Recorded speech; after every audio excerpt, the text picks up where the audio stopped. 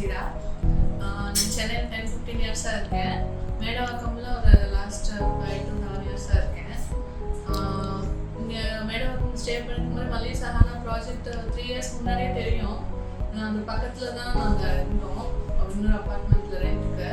So construction site பிகினிங்லேருந்தே நாங்கள் அங்கே தான் இருக்கோம், பார்த்துட்டு தான் இருக்கோம். ஐடியா இருந்தது, பட் அவ்வளோ இதாக கன்ஃபார்மாக வாங்கணும்னு சொல்லிட்டு இல்லை.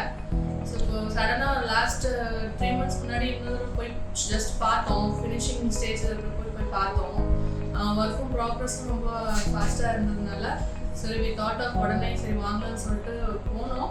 ஜஸ்ட் அங்கேயும் ஸ்ரீதர்ன்ற ஒரு மார்க்கெட்டிங் மேனேஜர் இருந்தாங்க.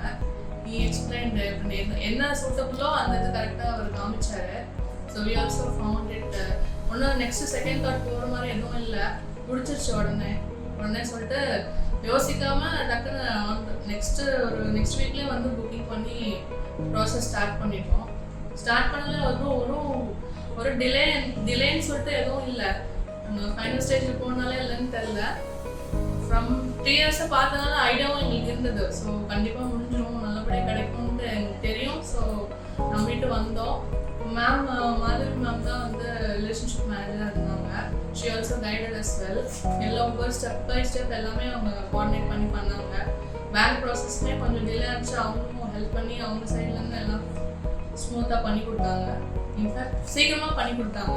கீஸ் இவ்வளோ சீக்கிரம் கிடைக்கும்னு நினைக்கல. தனுஷேகர் சாரும் ஹெல்ப் பண்ணார். ரெஜிஸ்ட்ரேஷனும் ஸ்மூத்தாக முடிஞ்சுது. ஒன்றும் ஃப்ளாஸ்ன்னு சொல்லிட்டு எதுவுமே இல்லை, எல்லாமே பாசிட்டிவாக இருந்தது. Found it very helpful. Keys இவ்வளோ சீக்கிரம் வந்ததுக்கு ரொம்ப தேங்க்ஸ் ஃபார் மல்லிஸ் கன்ஸ்ட்ரக்ஷன்ஸ்.